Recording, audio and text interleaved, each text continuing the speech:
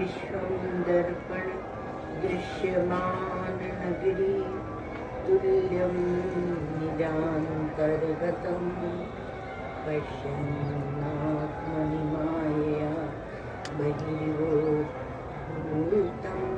यथा निद्रया यः साक्षात् कुरुते प्रबोधसमये स्वात्मानं वाद्वयं तस्मै श्रीगुरुमूर्तये नमः श्रीदक्षिणामूर्तये।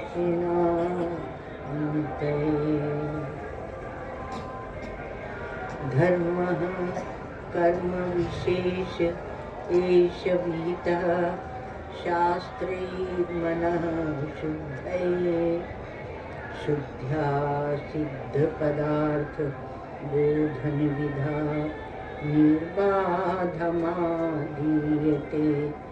तत्त्वं त्वं तदिति प्रमा श्रुतिरमा भेदभ्रमा मोहिनी पूर्णानन्दफलप्रसादपरमा सद्यः क्षमा मुक्तये। अखण्डानन्द संबोध पूर्तये ब्रह्ममूर्तये सुधास्मित समाश्लिष्ट नेत्रान्तस्फूर्तये नमः। अज्ञानान्तर्गहनपतितान् आत्मविद्योपदेशैः त्रातुं लोकान् भवदवशिखा तापपापज्यमानान्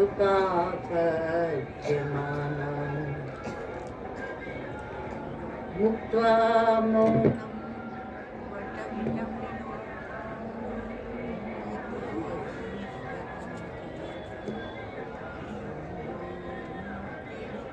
चरति भुवने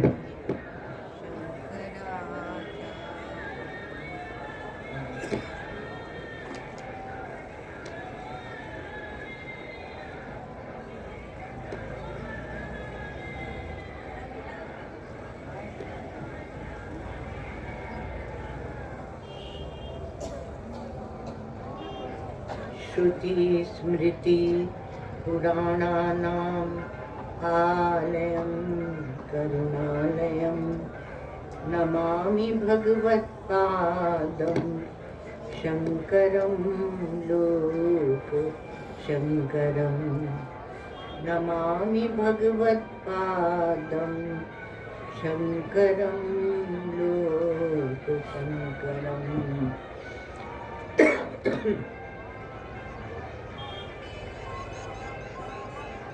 शांति पाठ। ओम भद्रं कर्णेभिः शृणुयाम देवा भद्रं पश्येमाक्षभिर्यजत्राः स्थिरैरङ्गैस्तुष्टुवां सस्तनूभिर्यशेमहि देवहितं यदायुः स्वस्ति न इन्द्रो वृद्धश्रवाः स्वस्ति नः पूषा विश्ववेदाः स्वस्ति नस्तार्क्ष्यो अरिष्टनेमिः स्वस्ति नो बृहस्पतिर्दधातु। ॐ शान्ति शान्ति शान्तिः।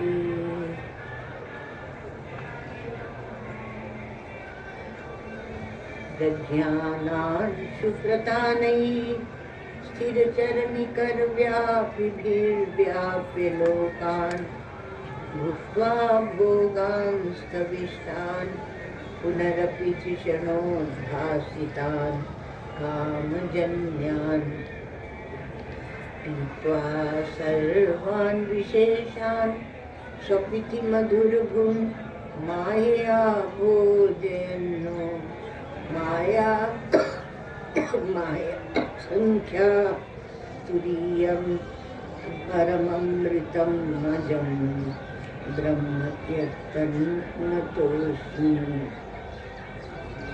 यो विश्वात्मा विधिज विषयान् प्राश्य भोगान् स्थविष्ठान् पश्चाच्चार्यान् सुमति भवान् ज्योतिषास्येन सूक्ष्मान्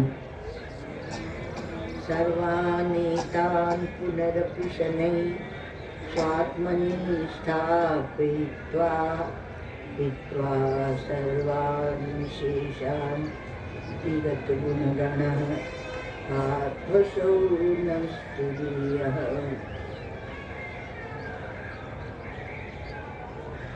अद्वैत प्रकरण।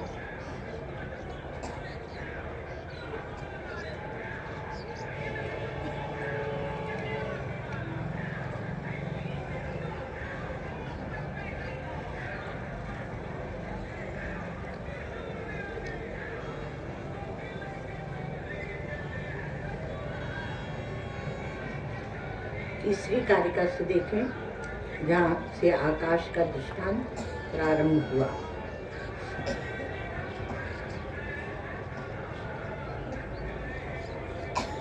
आत्मा ही आकाशवज्जीवे घटाकाशैर्विबोधितः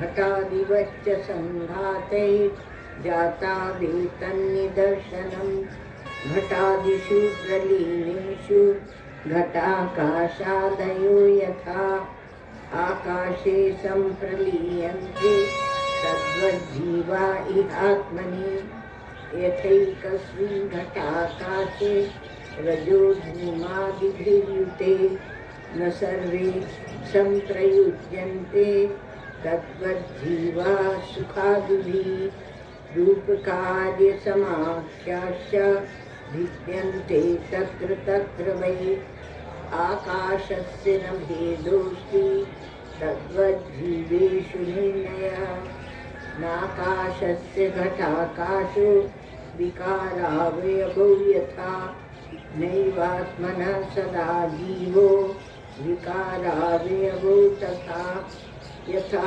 भवति बालानां गगनं मलिनं मलैः तथा भवत्यबुद्धानाम् आत्मापि मलिनो मलैः।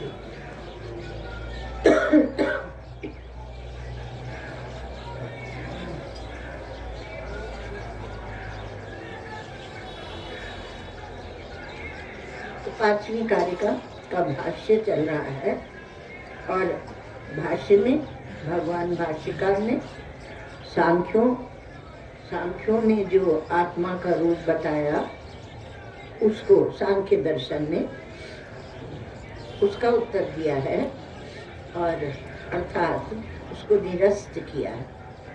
और फिर नैयायिकों ने वैशेषिकों ने जो आत्मा का रूप बताया उसको भी निरस्त किया है, क्योंकि आपकी बुद्धि के ही एक एक सोपान है। ये विभिन्न दर्शन वो आपकी बुद्धि के सोपान है, अर्थात आपके ही अंदर ये मत ये दर्शन बैठे हुए हैं, आपकी बुद्धि में बैठे हैं। जैसे जो आप तर्क करते हैं, अब वो तार्किक दर्शन हमारा क्या है? न्याय है।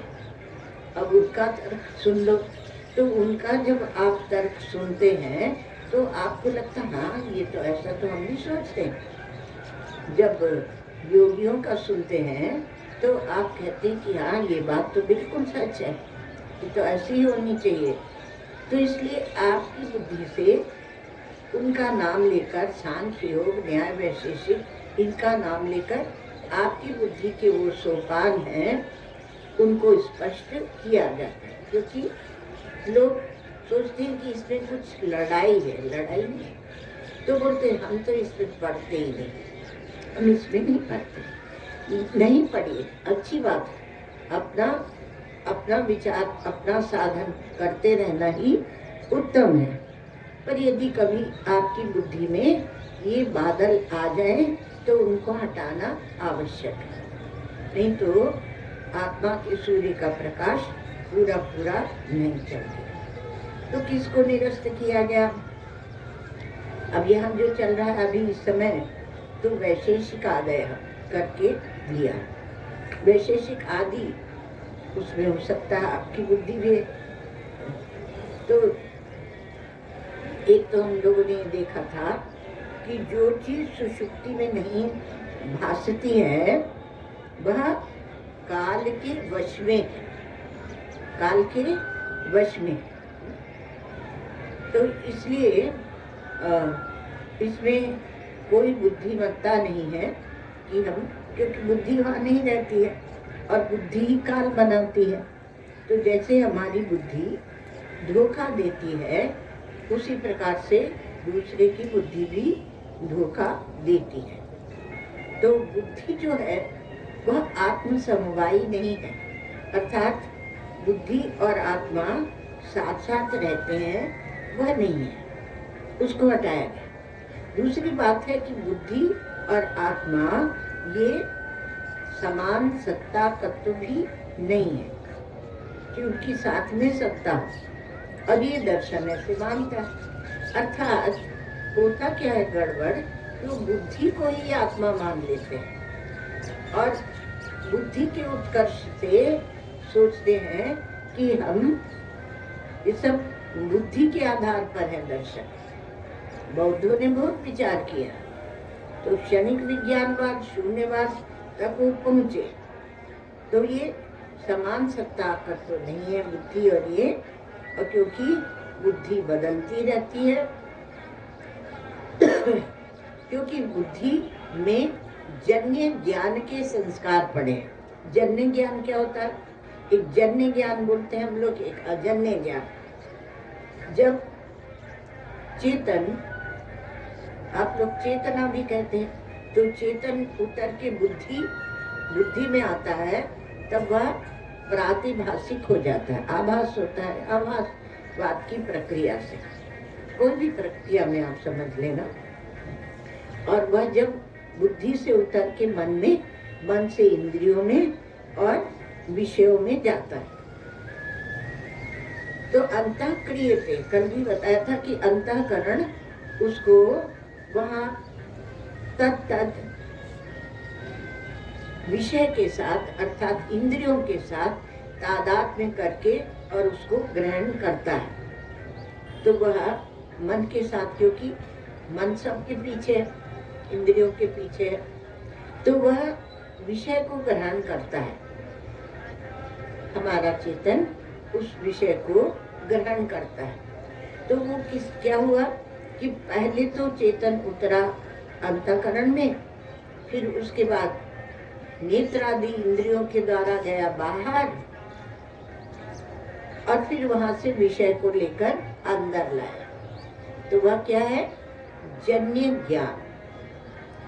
वह अजन्य नहीं है, अजन्मा नहीं है। वह ज्ञान इंद्रियों से लेकर और आपके अंदर डाला गया है, अंतःकरण में डाला गया है। वहां हम इंद्रियों को ही महत्व देते हैं, तो वह जन्य ज्ञान है। और अजन्य ज्ञान क्या है? जब हम अंतर्मुख होकर और आत्मा तक पहुंचेंगे तो वह अजन्य ज्ञान होता है, तब उसे अजन्य ज्ञान कहेंगे। तो यहाँ तो हम लोग अजन्य ज्ञान की ओर चल रहे हैं। तो जितना भी है, बुद्धि भी आत्मा से प्रकाशित होती है। तो आत्मा से प्रकाशित होती है, तो आत्मा वह बुद्धि का दृष्टा है। ये विचार भी किया था।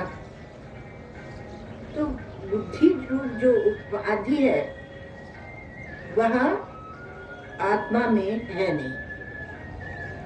उन्होंने कहा कि आत्मा और बुद्धि साथ साथ ही रहते हैं।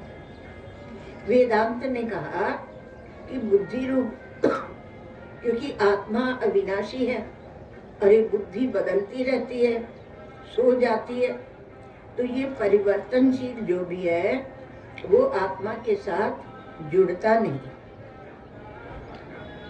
तो आत्मा बुद्धि का दृष्टा है, ये एक बात निकल के आई।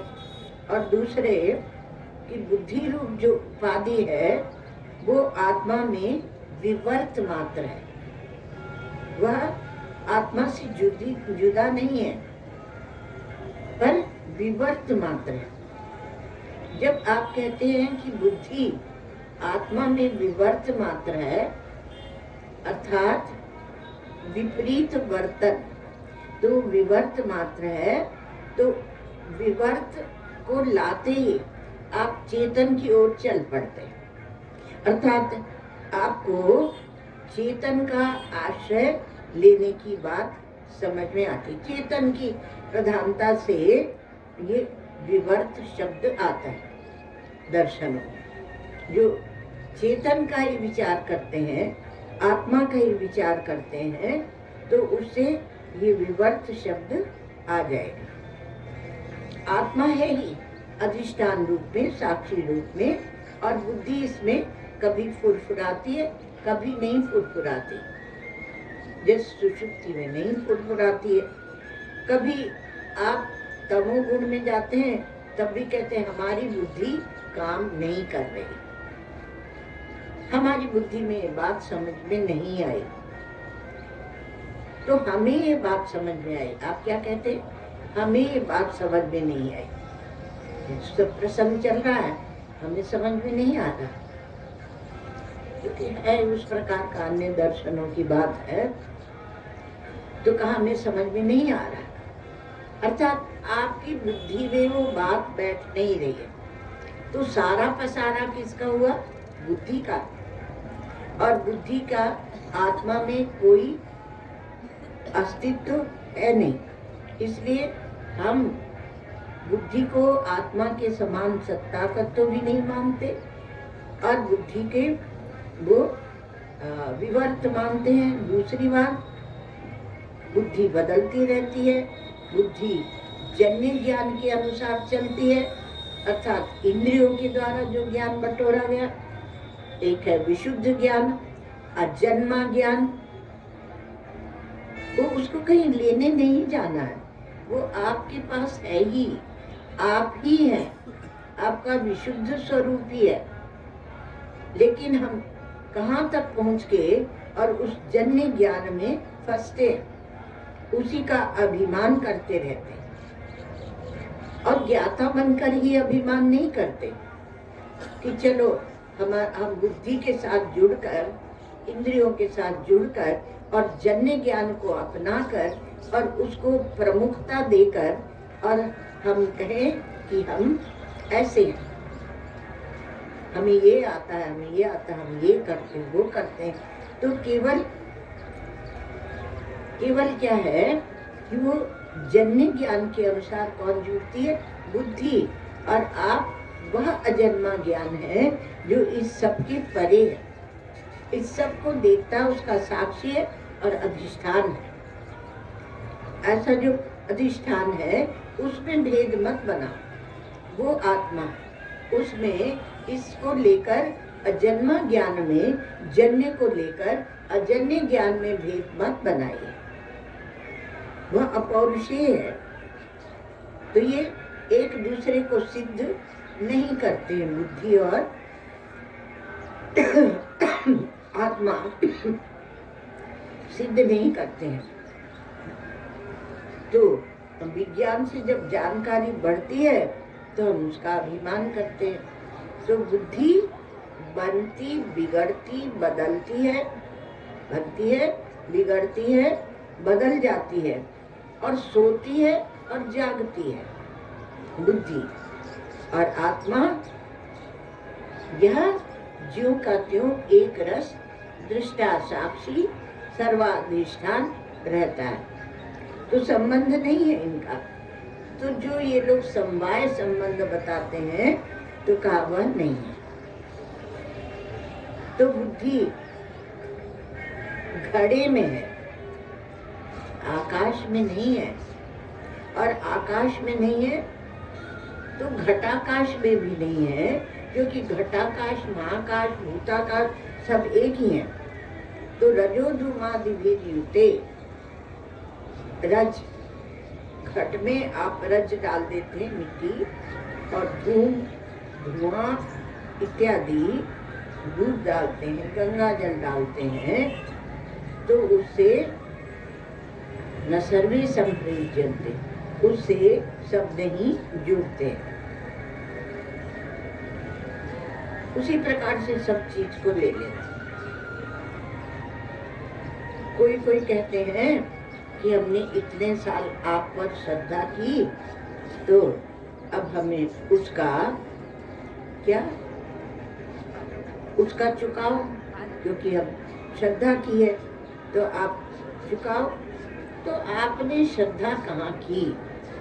आप तो देखते देखते, सुनते सुनते आपने एक वह बनाई हुई चीज ही है श्रद्धा। जब आप सत्य ज्ञान को लेकर और श्रद्धा करते हैं तब बात दूसरी होती है। तब वहां दिख जाता है कि आपकी श्रद्धा ज्ञान पर है और झूठी थोथी चीजों पर नहीं है। तो ये इच्छाएं हैं, वो कभी किसी को चाहती हैं, कभी किसी को चाहती हैं, बदलती रहती हैं। इच्छाएं भी जैसे बुद्धि, वैसे इच्छा, उनके ये सब घटक हैं, सो जाती हैं। उसी प्रकार से धर्माधर्म, धर्म और अधर्म और प्रयत्न सब तब होते हैं जब कोई करता हो। अब सुषुप्ति में भी वो करता सो जाता है। इसलिए ये बात कही गई कि तुम ये देख लो कि कौन सी चीज रहती, कौन सी नहीं रहती। जो रहती है वो आपकी आत्मा है, तो करता सो जाता है पर आत्मा रहता है। तो ये बात आई। यहाँ कहते हैं, हाँ, आत्म मन संयोगाच स्मृति उत्पत्ति, ये भी हम लोगों ने देख दिया था कि स्मृति की उत्पत्ति हो जाती है। तो आत्मा का स्वरूप कैसा है, आप कैसे जानेंगे?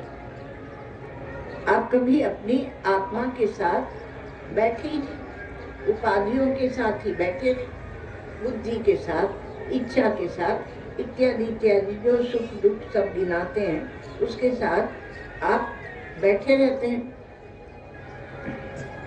तो आपको उनके संस्कार आ जाते हैं और उन्हीं संस्कारों से आप अपना जीवन चला के जाते हैं। और उसमें क्या होता है? राग द्वेष। राग द्वेष एक उपलक्षण है अज्ञानी पने का। और जहाँ अक्रोध वैराग्य जितेंद्रियत्व, क्षमा दया सर्वजन प्रियत्व, निर्लोभ दानम भय शोकहानम ज्ञानस्य चिन्हम 10 लक्षणम च। अब आत्मा ऐसा है तो इसको हम जाने कैसे? अर्थात किसके अंदर, किसमें ज्ञान की प्रतिष्ठा है, स्पष्टता हुई है, इसको हम कैसे जाने? तो हमारे श्री उड़ियाबाग जी महाराज एक श्लोक बोलते थे, अक्रोध वैराग्य जितेंद्रियत्व। क्रोध नहीं आता और वैराग्य, संसार से वैराग्य, क्योंकि संसार से वैराग्य न होने के कारण ही बुद्धि स्थूल हो जाती है और स्थूल व्यवहार को देख देख के पूरा गणित लगाती रहती है और इसलिए उसको कहीं शांति नहीं। उतः शाद्वलता तस्य यस्याग्नि कोटरे तरु, तो उसको शांति नहीं होती। अब ये जो दर्शन है यह अद्भुत है, अद्भुत है। इसलिए कल बताया था क्रांतिकारी एक दर्शन। तो राग के कारण आप उसमें गुण देखते हैं और द्वेष के कारण दोष देखते हैं। तो अद्भुत है, दुनिया में न कहीं गुण है न कहीं दोष है। तुलसीदास जी महाराज बालकांड में कहते हैं कि जड़ चेतन गुण दोष में विश्व कीन करतार, संत हंस गुण गाई पे परिहरि बारी विकार। तो गुणों का ग्रहण करो और दोष को छोड़ दो, हंस बन जाओ। और उत्तरकांड में क्या कहते हैं? उत्तरकांड में सब भस्म कर देते हैं। तो उत्तरकांड में जाके कहते हैं, सुनहु तात मायाकृत गुण अरु दोष अनेक। अब गुण यह उभय न देखिए, गुण दोष कुछ मत देखो। गुण देखोगे तो राग करोगे और दोष देखोगे तो द्वेष करोगे, अथवा उल्टा कर लो, द्वेष दृष्टि है तो आपको दोष दिखते हैं और राग दृष्टि है इसमें गुण दिखने लगे। तो कभी बैठ के अपने राग का विश्लेषण तो कीजिए। तो दुनिया में न कहीं गुण है न कहीं दोष है, केवल एक परमात्मा के अतिरिक्त और कुछ है नहीं। अंतःकरण में राग वृत्ति आती है तो गुण देखता है, दोष वृत्ति आती है तो दोष दिखाने लगती है। आपकी सृष्टि है, आपकी बनाई गुण दोष में, इसलिए माया कृत, माया से बनी है। तो ये चक्कर में नहीं पड़ना चाहिए, नहीं तो आप अपने मन की भूमिका से ऊपर नहीं उठ सकेंगे। समीक्षा जरूरी है, समीक्षा करते चलिए। तो ये जो घड़ा है इसको आप आकाश पर आरोपित कर देते हैं, घड़ा तब तो घटा। अगर आप नारायण तो आप दृश्य में आकाश का दृष्टांत सर्वोत्तम है, इसलिए ले गए वहां, क्योंकि घट बनता है तो वहां भी आकाश है। तस्मात् वायु तस्मात् आत्मना आकाश, आकाश से वायु, वायु से अग्नि, अग्नि से जल, जल से पृथ्वी, और घट बनेगा तो उसमें ये सब लगेंगे। तो यदि आकाश को हम समझ ले तो घट की उत्पत्ति ही नहीं। ये और गजब कि घट की उत्पत्ति ही नहीं हुई है। इसलिए थोड़ा सा समीक्षा कीजिए। दृश्य में कर्तापन है किंतु दृष्टा क्या है? चिन्मात्र है, और उसमें कर्तापन भोक्तापन आदि आरोपित है।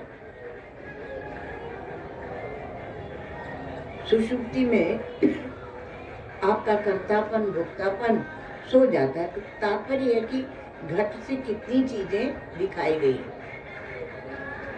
बृहदारण्यक उपनिषद में प्रारंभ में ही भाष्यकार भगवान घट भाष्य देते हैं, तो उसमें दूसरी दृष्टि से देते हैं। वो थोड़ा अद्भुत दृष्टि है। उसमें विवर्त मात्र है, इसको दिखाते हैं, और घट विवर्त मात्र है वो दिखाते हैं। और ये भी बोलते हैं क्योंकि वहां पर उनको सत्कार्यवाद बताना है, तो कहते हैं घट तो है ही, घट तो पहले से ही है। जब मिट्टी है उसमें भी घट है ही। वो बहुत ही मजेदार है। अब इतना पूर्व पक्ष उठता है, इतना पूर्व पक्ष उठता है कि तुमने क्या बात कह दी। अभी स्मरण हो गया थोड़ा सा, इसलिए सुना रहे आपको। तो जरा दो वाक्य, तो तुमने क्या बात कह दी? तो कहा कि जैसे एक पत्थर में विग्रह मूर्ति बनाते हैं, तो मूर्ति बनाते हैं तो वहां पर मूर्ति तो पहले से है ही, केवल जो मूर्तिकार था उसने इधर उधर के पत्थर को हटा दिया, उधर उसको हटा दिया तो निरावरण मूर्ति आपके सामने आ गई। आजकल ऐसी बात कहते भी हैं, कहते हैं कि एजुकेशन क्या है, कहा कि जो आपने अपने ऊपर अज्ञान थोप रखा है तो वो तो प्रत्येक जीव में ज्ञान है ही, तो शिक्षक क्या करता है, केवल उसका जो अज्ञान है उसको हटाता है। तो भाष्यकार भगवान ने कहा कि तुम घट को नहीं देख पा रहे थे तो देखने लगे, उसी प्रकार से तुम मूर्ति को नहीं देख पा रहे थे पर मूर्ति तो थी ही, घट तो था ही। ऐसे सत्कार्यवाद बड़ा सुंदर उस वहाँ बताते हैं, घट भाष्य में। यहाँ भी हम लोग घट वाले दृष्टांत में अटके हुए, तो क्योंकि भाष्यकार भगवान को बहुत प्रिय, उन्होंने तो रजो धुमादि भी थे और उन्होंने सारा सांख्य का खंडन और न्याय का खंडन करके रख दिया। तो हम लोग ये दृश्य को देखते रहते हैं, उसी संबंध लगाते रहते हैं।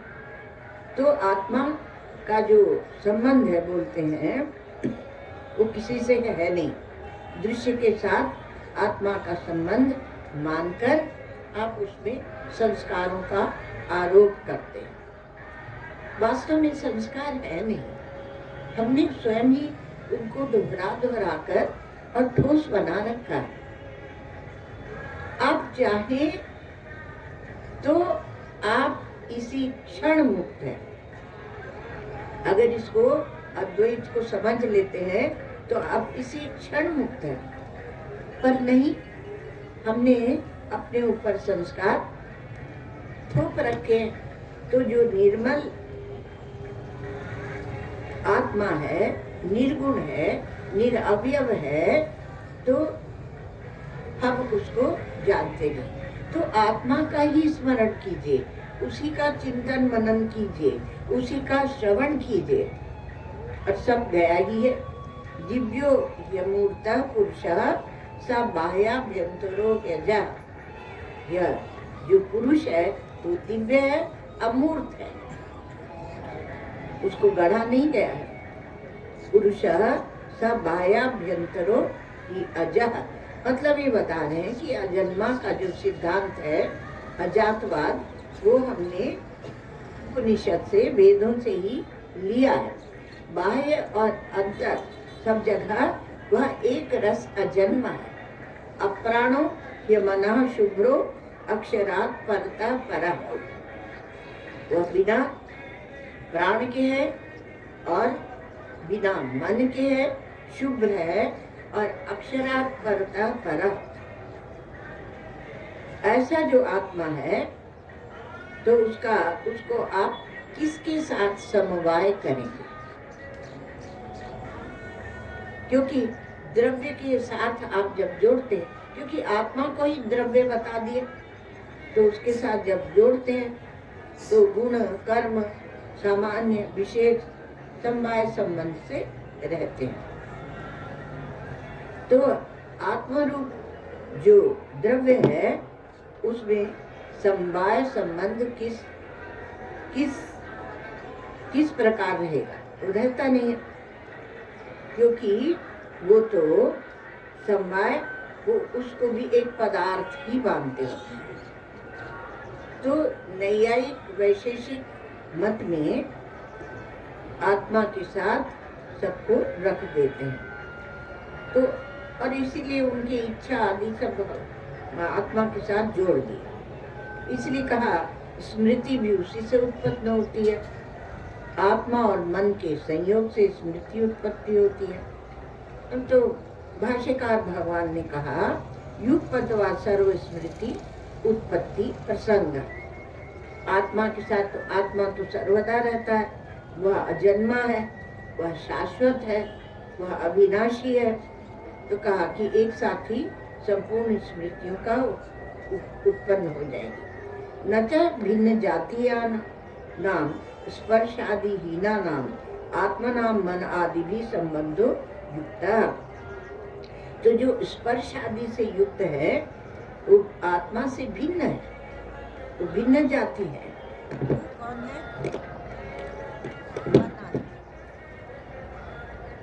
मन आदि है। तो मन आदि के साथ संबंध मानना ठीक नहीं, युक्त नहीं है। न च द्रव्याद रूपादयो, ये आत्मा के साथ संबंध नहीं है, आत्मा में ये नहीं है, आत्मा में ये नहीं, क्यों बता रहे हैं? आपने सोचा कभी रुककर क्यों बता रहे हैं? आपको कुछ फायदा कराने के लिए किस लिए बता रहे हैं? आप जो है उसका स्मरण दिला रहे हैं। अपने व्यर्थ में ही अपने ऊपर सब थोप रखा है, ओढ़ रखा है। तो आत्मा का जो रूप है वो बताकर, और ये बता रहे न च द्रव्यादि रूपादयो, द्रव्यादि रूपादयो गुणाः कर्म सामान्य विशेष संवाया वा भिन्ना संति परेशान। दूसरों के मत से जो द्रव्य से रूप आदि, द्रव्य में रूप आदि हो ना, गुण कर्म, तो द्रव्य से रूप आदि उसके गुण एवं कर्म सामान्य विशेष और समवाय भिन्न भी नहीं है। यदि ही अत्यंत भिन्ना एवं द्रव्यात् स्युः इच्छादयश्च आत्मनस् तथा च सति द्रव्येण तेषां संबंधानुपत्ति। तो कहते हैं कि यदि दूसरों के मत में वे इच्छा आदि द्रव्य से तथा आत्मा से अत्यंत भिन्न भी हों, तो ऐसा होने पर द्रव्य के साथ उनका संबंध भी सिद्ध नहीं हो सकता।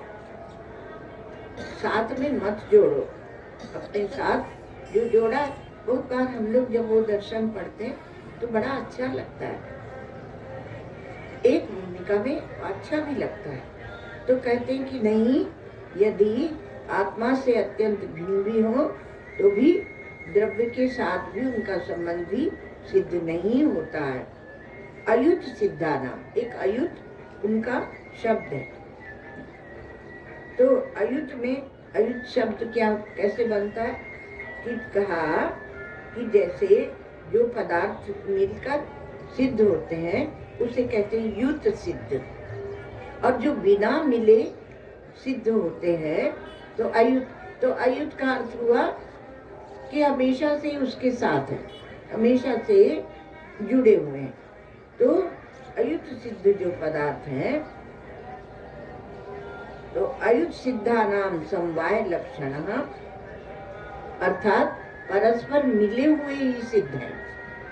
अयुत सिद्ध परस्पर मिले हुए ही सिद्ध है।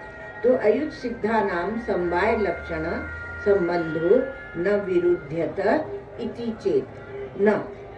यदि कहो, तुमने कहते हो कि अयुत सिद्ध पदार्थों का समवाय संबंध मानने में कोई विरोध नहीं है, तो हम कहते हैं कि ऐसा कहना ठीक नहीं है,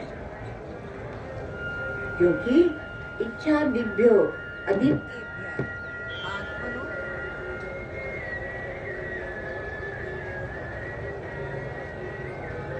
इच्छा दिव्यो अनित्येभ्य आत्मनो नित्यस्य पूर्व सिद्धत्वान् न अयुत सिद्धत्वोपत्ति। तो क्योंकि इच्छा आदि अनित्य धर्मों से नित्य आत्मा पूर्व सिद्ध,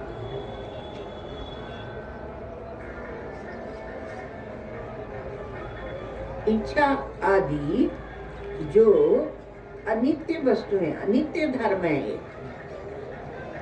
कब कौन सी इच्छा उदय होगी, फिर मिट भी जाएगी, फिर नई इच्छा आएगी। तो इच्छा दिव्यो अनित्य है जो, तो आत्मा नित्य है और इच्छा आदि अनित्य है। तो इसलिए कहा कि आत्मा पहले से ही सिद्ध है और ये तो अनित्य है, तो इसलिए अयुत सिद्धत्व तो उनका संभव नहीं है। आत्मना अयुत सिद्धत्वे चेत् चेत चेत चादीनाम आत्मगत महत्व नित्यत्व प्रसंगा। यदि इच्छा आदि आत्मा के साथ उनका अयुत सिद्ध हो तो आत्मगत महत्व के समान उनको भी नित्यता का प्रसंग उपस्थित हो जाएगा। हम लोग ये बात देख चुके हैं। तो वो भी नित्य हो जाएगी, इच्छा हमेशा रहेगी, तब मोक्ष कहाँ से होगा? स अनिष्ट, वह अनिष्ट है। और आत्मनो अनिर्मोक्ष प्रसंगात, क्योंकि इससे आत्मा के अनिर्मोक्ष का प्रसंग होता है। सामान्य रूप से भी हम जानते हैं कि कामना है तब तक मोक्ष नहीं है। अविद्या काम कर्म तो हमारे वेदांत का सिद्धांत है, पर सामान्य रूप से भी सब कहते हैं कि इनकी इतनी इच्छाएं हैं तो ये मर के कहाँ जाएंगे।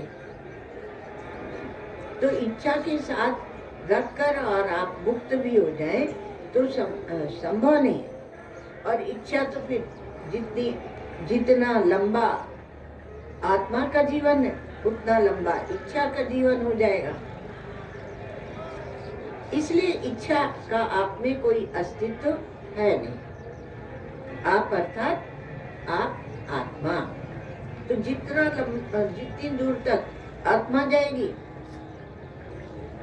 देश की दृष्टि से, उतनी दूर तक इच्छा जाएगी। तो आत्मा का सर्वव्यापी है तो इच्छा भी सर्वव्यापी हो जाएगी। तो समवायस्य च द्रव्याद अन्यत्वे सति द्रव्येण संबंधांतरम वाच्यम यथा द्रव्य गुणयोः। समवाय द्रव्य से भिन्न है यदि, तो द्रव्य के साथ उसका कोई अन्य संबंध भी बतलाना चाहिए।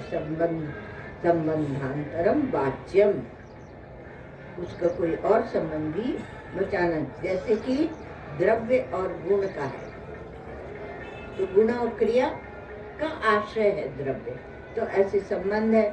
सत्समवायो नित्य संबंध एव इति न वाच्यम इति चेत तथा च समवाय संबंधवताम नित्य संबंध प्रसंगात पृथक्त्वानुपत्ति ही। आपको समझ में नहीं आया तो कोई बात नहीं, बस थोड़ा भाष्य हम लोग पूरा करें। तो कहा कि यदि कोई कहे तो कि ये जो समवाय है ये तो नित्य संबंध है, ऐसा कहते हैं, तो इसलिए उसके साथ कोई संबंध बतलाने की आवश्यकता नहीं, नित्य संबंध है, ऐसा कहते हैं। तो ऐसी अवस्था में समवाय संबंध बताम, जो समवाय संबंध वाले जो वस्तु हैं उनका नित्य संबंध होने के कारण उनसे पृथकता संभव नहीं है। प्रसंगात पृथक्त्वानुपत्ति ही संभव नहीं है।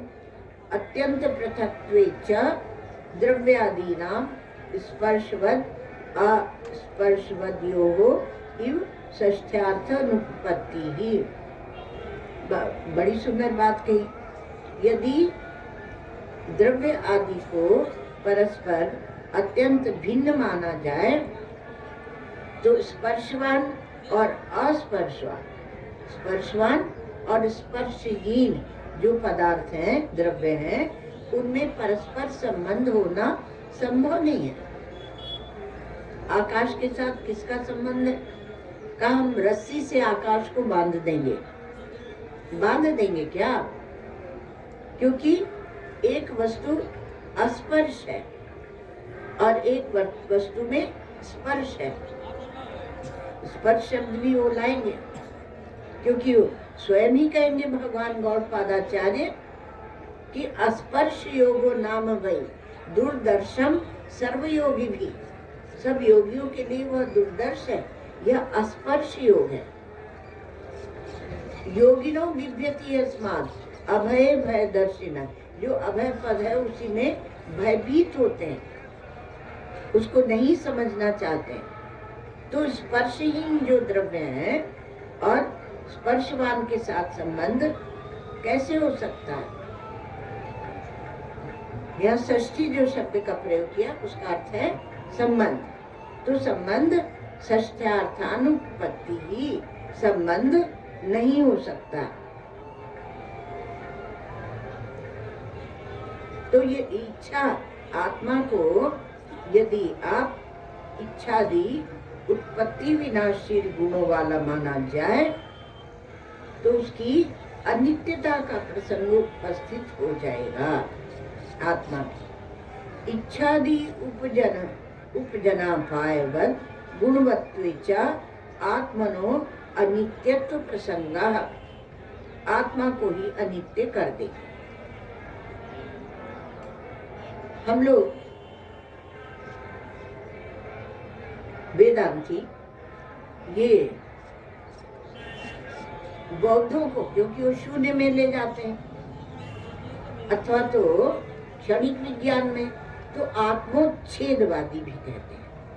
आत्मा को का उच्छेद करने वाले जो प्रमाण से सिद्धार्थ प्रमाण हमारे यहाँ उपनिषद प्रमाण है तो उससे जो सिद्ध होती है वस्तु उसको वो समाप्त कर देते हैं।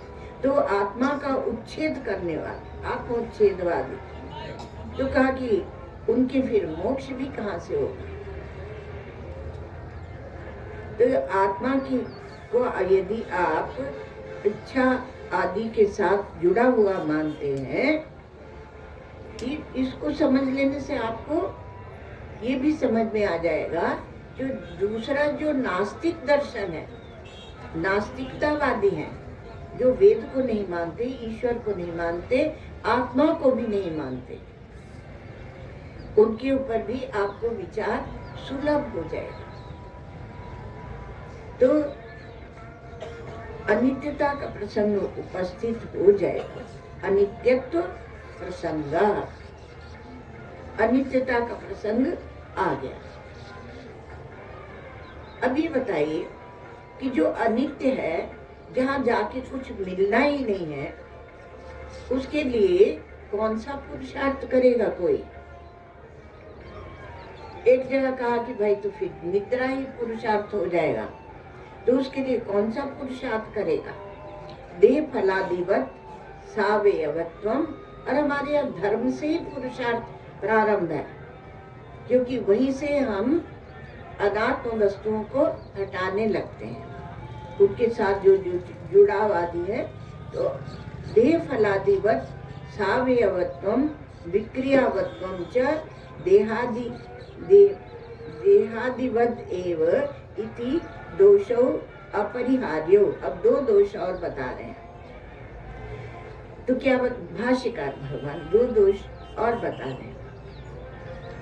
तो देह और फलादि के समान तो सावयवत्व एवं देहादि के समान जो फल मिलता है देह आदि उसमें अवयव है तो सावयवत्व और देहादि के समान विक्रियावत्व और उसमें विक्रिया होती है।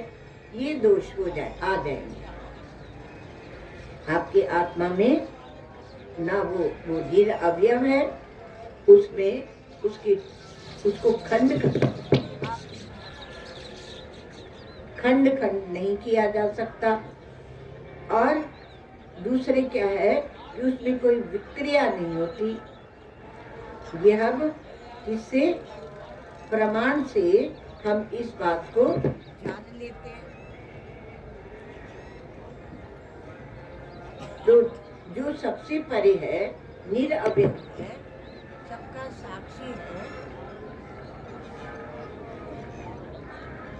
हाँ जो सबका साक्षी है और दृष्टा है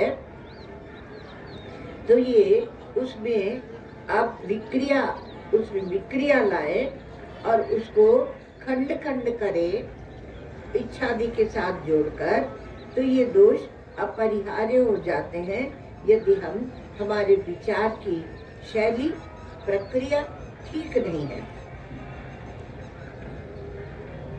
यथा तो आकाशस्य अविद्या अध्यारोपित। अब आप आगे आपका दृष्टांत। यथा तो आकाशस्य अविद्या अध्यारोपित रजो धूम मलवत्वादि दोषवत्वम तथा आत्मनो अविद्या अध्यारोपित बुद्ध्यादि उपाधिकृत सुख दुखादि दोषवत्वम बंध मोक्षादयो व्यवहारिका न विरुध्यते। तो आपको वहाँ आकाश में धूम धूम की जो दृष्टांत दिया है, तो कहा कि आप व्यवहार में देखिए, आकाश का अविद्या के कारण, अज्ञान के कारण हम आकाश में क्या अध्यारोपित करते हैं। तो एक तो आज तो आकाश धूल से भर गया, आंधी चली, आकाश धूल से भर गया, तो अज्ञान के कारण। तो अविद्या अध्यारोपित घटादि उपाधियों के कारण ही धूल, धूम और मल से युक्त होना है। आज आकाश निर्मल नहीं, आज कोहरा छाया हुआ है। उसी प्रकार से आत्मा में भी आप आरोपित कर लेते हैं। एक बालक कहता है कि आकाश नीला है, लेकिन समझने वाला नहीं कहता है कि आकाश नीले रंग का है। एक बाल बुद्धि की कल्पना होती है, एक वैज्ञानिक बुद्धि की दृष्टि होती है। बुद्धि ही दृष्टि बनती है, तो वहां पर वही दृष्टि है। तो कहेंगे कि जो जैसा देखता है वैसा बोलता है वो। तो एक जैसा दिखता है वैसा दिखना, और एक है तत्व को देखना। तो एक तत्वदर्शी की दृष्टि होती है और एक बालक की दृष्टि होती है। जीवन भर बाल दृष्टि को मत ओढ़े रहिए, तत्वदर्शी की जो दृष्टि है उसे अपनाइए। आत्मा भी अविद्या से अध्यारोपित बुद्धि आदि उपाधियों के कारण क्या होता है, सुख दुखादि दोषों से युक्त होने पर भी और व्यवहारिक बंध मोक्ष होने पर भी कोई विरोध नहीं है। देखो, व्यवहारिक ही है बंध मोक्ष, पारमार्थिक रूप से नहीं है, तात्विक रूप से नहीं है बंध मोक्ष। आप जहाँ जहाँ बंधे हैं उसको देखिए। एक महात्मा हिमालय में विचरण कर रहे थे, तो बहुत दुखी थे, बहुत रो रहे थे कि सब कुछ त्याग किया, घर छोड़ा, द्वार छोड़ा, ये छोड़ा। छोड़ने का कोई दुख नहीं होता, वो तो छूट जाता है, लेकिन उससे कुछ फायदा तो हुआ नहीं, मुक्त तो हुए नहीं। जाना तो है नहीं कि सत्य क्या है, वो जाना नहीं है, तो मुक्ति हुई नहीं। रो रहे थे ऐसे 2-3 दिन तक, दुखी होकर हिमालय में रो रहे हैं, विचार कर रहे हैं। तो ये अपन केदारनाथ जाते हैं ना, वहाँ कोई एक जगह, वहाँ की बात। तो फिर वहाँ पर एक दिन एक माता आई, जब बहुत दुखी हुए तो एक माता साधु के वेश में आई और उन्होंने कहा कि तुम क्यों रोते? तो बोले कि सब कुछ कर लिया पर मुक्ति नहीं हुई। तो मुक्ति नहीं हुई इसलिए मैं दुखी हूँ। तो उन्होंने कहा, अच्छा मुक्ति चाहिए तुम्हें, हम तुम्हें मुक्ति दिला देंगे, और मैं आती हूँ। एक दिन तक तुम विचार करो कि तुम्हारा बंधन कहाँ है, बंधन कहाँ है उसका विचार करके रखना, और फिर मैं उस बंधन से छुड़ा दूंगी तुम्हें। तो सोचते रहे कि बंधन कहाँ है, बंधन कहाँ है। तो बंधन का विचार करते रहे।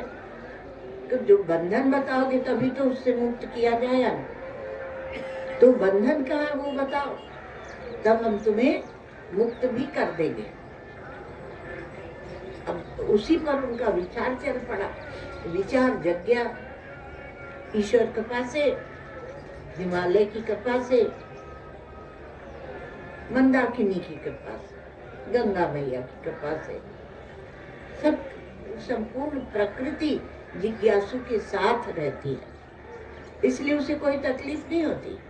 और जिसको आप तकलीफ गिनते हो उसको उसने देखा भी नहीं, उसको स्पर्श भी नहीं किया। तो ये सुख दुखादि दोषवत्वम बंध मोक्षादयो व्यवहारिका, ये सब व्यवहारिका है। इसलिए जो सत्य है, परमार्थ है, उसका उनसे कोई, जैसे कोई कहे कि हमने सपने में ये देखा था और अब जागृत में हम उसका विरोध कर रहे हैं, तो सब कहेंगे कि भैया सपने का जो तुमने देखा उसका विरोध क्यों करते हो। एक बालक था, छोटा सा था, तो वो अपने ननिहाल आया हुआ था, तो फोन उठाता, वो लैंडलाइन फोन होते थे पुराने समय में, फोन उठाता और कोई नंबर घुमाता।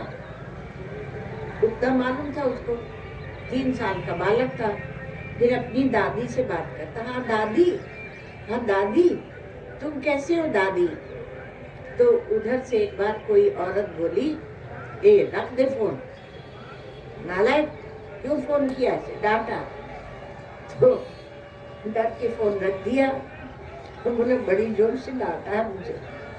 अब मैं अपने पिताजी को कहता हूँ कि वो इसको डांटे और इसको डांटे और इसको गोली मार दे। कभी कभी ऐसे भी धुन चढ़ती बच्चों को, इसको गोली मार दो। तो दौड़ के गया, पिताजी को बुला के लाया, कि बोला कि मुझे बड़ी जोर से डांटा है। अब किसने डांटा वो पता ही नहीं, क्योंकि कौन सा नंबर उसने डायल किया तो वो भी पता ही नहीं। तो अब बच्चे को फुसलाने के लिए पिताजी ने फोन उठाया और बोले, हाँ तुमने हमारे इस बच्चे को डांटा है, अब तुम्हें सीधा कर देंगे, हम तुम्हें गोली मार देंगे। अब वो कूदने लगा, डांट पड़ गई और डांट पड़ गई। आपका सारा व्यवहार इसी प्रकार चल रहा है। हम कहें आपका सारा व्यवहार इसी प्रकार से चल रहा है। तो ये सब क्या व्यवहारिक हैं। तो भाष्यकार भगवान कहते हैं कि सर्ववादी भी अविद्याकृत व्यवहार अभ्युपगमात् परमार्थान अभ्युपगमात् च। तो सबके जो व्यवहार है वो अविद्याकृत माना जाता है, परमार्थ रूप से नहीं माना जाता। सबका आपका साधन और साध्य, थोड़ा इस सिद्धांत को समझने के लिए हृदय को वज्र करना पड़ता है। अर्थात आप सब, आपका जो साधन है, साध्य है, वर्ण है, आश्रम है, सबको ताक पर रख के आना, तब इस सिद्धांत को समझना। क्योंकि ये सारे आपके व्यवहार को मटिया मिट करेगा। और नहीं तो बेकार ही कुछ शब्द सुने थे हमने, कुंभ में गए थे और कुछ शब्द सुने थे, उनको वहीं गंगा जी में विसर्जित करके आए।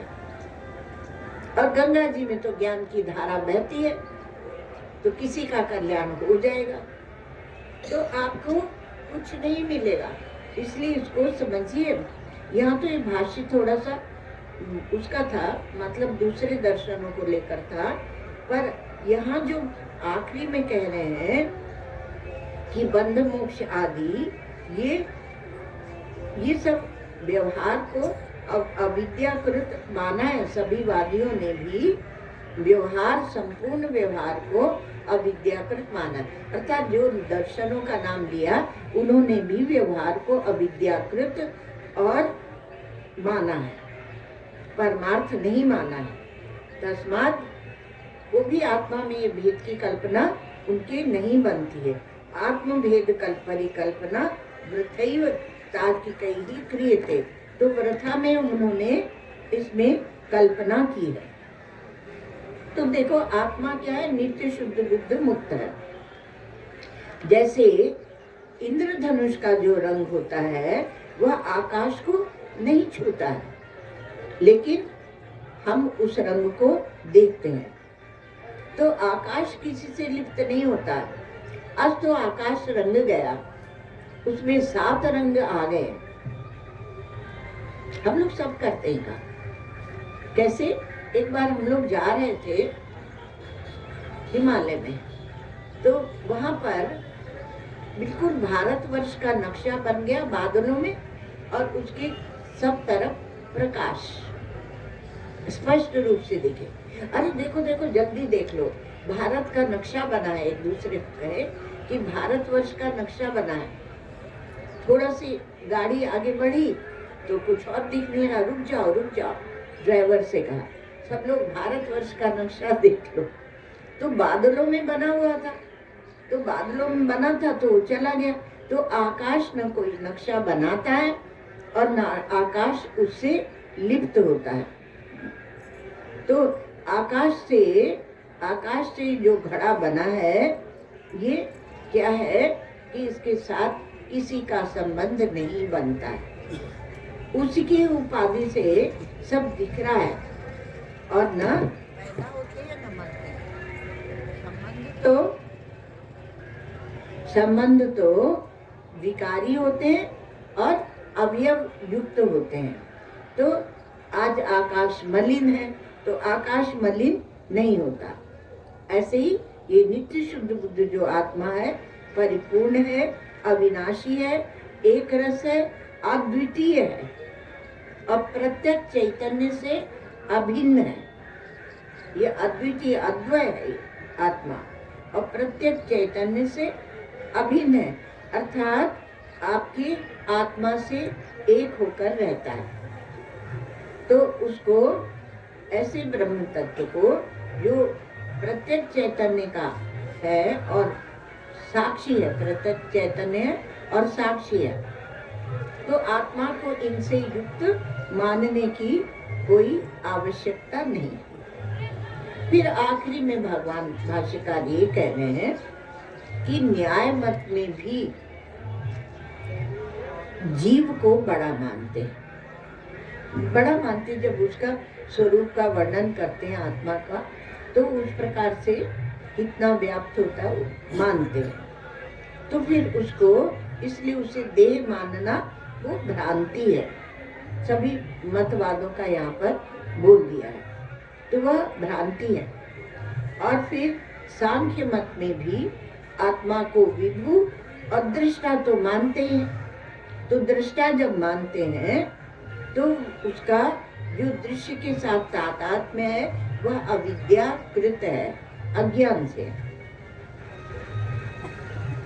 उसी प्रकार से पूर्व मीमांसा अर्थात जो हमारा वेदों का कर्मकांड विभाग है, उसमें भी आत्मा को देह नहीं माना है, क्योंकि अन्य लोक में जाता है तो इस नहीं माना। इसलिए वहां भी ये कहा गया कि देह से आत्मा का तादात्म्य यह भ्रांति है।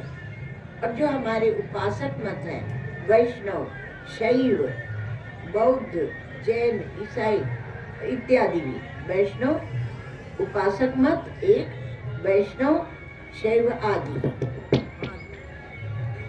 नारायण, तो वैष्णव, शैव आदि, और फिर उसके अतिरिक्त जो बौद्ध है, जो जैन है, ईसाई है, मुसलमान है, वो भी देह को नश्वर मानते हैं और देह से पृथक एक मैं है वो मानते हैं। तो इसलिए ये भ्रांति है कि हम उसके साथ आत्मा को जोड़ के देख रहे हैं। तो आत्मा का स्वरूप यह शरीर नहीं है, ऐसा यहाँ कह रहे हैं। सर्ववादी भी अविद्याकृत व्यवहार अभ्युपगमात् परमार्थ अनभ्युपगमात् च, परमार्थ में वह नहीं है। तो शरीर नहीं है आत्मा का स्वरूप। शरीर लंबा होता है, लंबा चौड़ा होता है, वजन होता है, जन्म मरण होता है। तो आत्मा में ये सब आरोपित मत कीजिए, पर हम करते हैं। शरीर का कर्म के साथ संबंध होता है। शरीर में कर्म गुण ये सब होते हैं, दोष राग द्वेष, तो उसका संबंध भी आत्मा से नहीं है। तो भ्रांति से हम देह को मैं मानकर और आत्मा में उसको कल्पित करके देखते हैं। देह को मैं नहीं माने तो जितने भी आपके रिश्तेदार हैं, नातेदार हैं, संप्रदाय हैं, जाति हैं, वर्ण है, आश्रम है, वर्णाश्रम प्रयुक्त धर्म है, तो वो सब फल कहाँ होगा? देह के बिना कहाँ होगा? देह देही विभागोयम, देह और देही का जो विभाग है वह अविद्याकृत है, आध्यात्मिक है। तो मैं जब देह में छूटा, अर्थात देह से जब मैं आपको छूटा, तभी आपके चक्कर छूटे। आत्मा देह के चक्कर से छूटा तो सारे चक्कर छूटे। तो जो बुद्धिमान है, तार्किक है, वो भी भ्रांति जन्य ही है, देहात्म संयोग इसको मानते हैं। तो कैसे समन्वय कर देते हैं भाष्यकार भगवान? तो आत्मा के साथ प्रकृति के जो संस्कार, विकार, आकार, प्रकार आदि हैं उनको न जोड़ें। ये अंत में यहाँ पांचवी कारिका के भाष्य में भगवान भाष्यकार ने कहा कि रजो धूमादिभिर्युक्ते जो बात कही जा रही है, तो उसके साथ आपको यही बताया जा रहा है कि आप उसके साथ आत्मा को न जोड़ें। अब आप इसी को पुष्ट करने के लिए आगे के दो कारिकाओं में केवल एक दृष्टांत देकर समझाया जाएगा, वो हम लोग कल देखेंगे। ओम सर्वे भवन्तु सुखिनः, सर्वे सन्तु निरामयाः, सर्वे भद्राणि पश्यन्तु, मा कश्चित् दुःखभाग् भवेत्। असतो मा सद्गमय, तमसो मा ज्योतिर्गमय, मृत्योर्मामृतं गमय। ओम पूर्णमदः पूर्णमिदं पूर्णात् पूर्णमुदच्यते, पूर्णस्य पूर्णमादाय पूर्णमेवावशिष्यते। ओम शांति शांति शांति।